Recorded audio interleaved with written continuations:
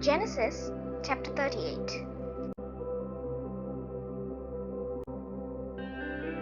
It came to pass at that time that Judah departed from his brothers and visited a certain Adullamite whose name was Hira.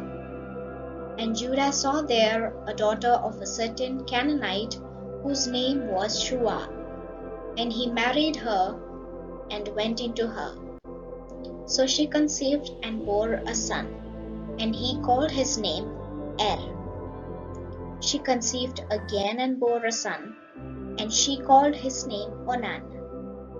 And she conceived yet again and bore a son, and called his name Shelah. He was at Chezib when she bore him. Then Judah took a wife for Er his firstborn, and her name was Tamar. But Er, Judah's firstborn, was wicked in the sight of the Lord, and the Lord killed him. And Judah said to Onan, Go in to your brother's wife, and marry her, and rise up and heir to your brother. But Onan knew that the heir would not be his. And it came to pass when he went into his brother's wife, that he emitted on the ground, lest he should give an heir to his brother. And the thing which he did displeased the Lord. Therefore he killed him also. Then Judah said to Tamar, his daughter-in-law, Remain a widow in your father's house, till my son Shelah is grown. For he said, Lest he also die like his brothers. And Tamar went and dwelt in her father's house. Now, in the process of time, the daughter of Shua, Judah's wife, died. And Judah was comforted, and went up to his sheep shearers at Timnah, he and his friend Hira the Adullamite. And it was told Tamar, saying, Look, your father-in-law is going up to Timnah to shear his sheep. So she took off her widow's garments, covered herself with a veil, and wrapped herself, and sat in an open place which was on the way to Timnah. For she saw that Shelah was grown, and she was not given to him as a wife. When Judah saw her, he thought she was a harlot, because she had covered her face. Then he turned to her by the way, and said, Please let me come into you. For he did not know that she was his daughter-in-law. So she said, What will you give me, that you may come into me? And he said, I will send a young goat from the flock.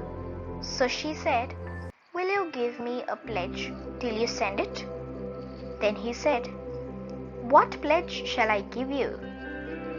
So she said, Your signet and cord and your staff, that is in your hand. Then he gave them to her, and went into her, and she conceived by him. So she arose and went away, and laid aside her veil, and put on the garments of her widowhood. And Judah sent the young goat by the hand of his friend the Adullamite, to receive his pledge from the woman's hand, but he did not find her.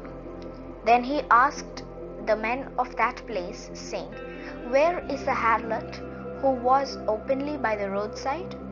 And they said, There was no harlot in this place. So he returned to Judah and said, I cannot find her. Also the men of the place said there was no harlot in this place. Then Judah said, Let her take them for herself, lest we be shamed. For I sent this young goat, and you have not found her.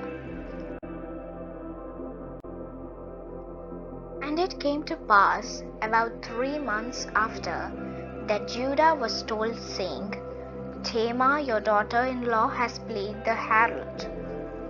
Furthermore, she is with child by harlotry." So Judah said, "Bring her out and let her be burned."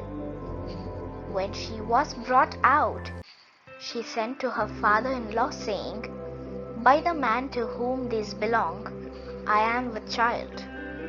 And she said, "Please determine whose these are, the signet and cord and staff." So Judah acknowledged them and said, "She has been more righteous than I, because I did not give her to Shelah my son." And he never knew her again. Now it came to pass at the time for giving birth, that behold, twins were in her womb.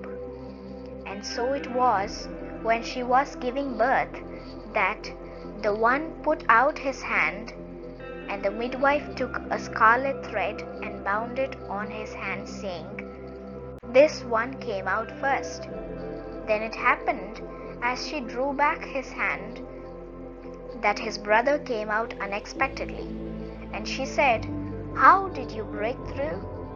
This breach be upon you." Therefore his name was called Perez. Afterward his brother came out, who had the scarlet thread on his hand, and his name was called Zerah.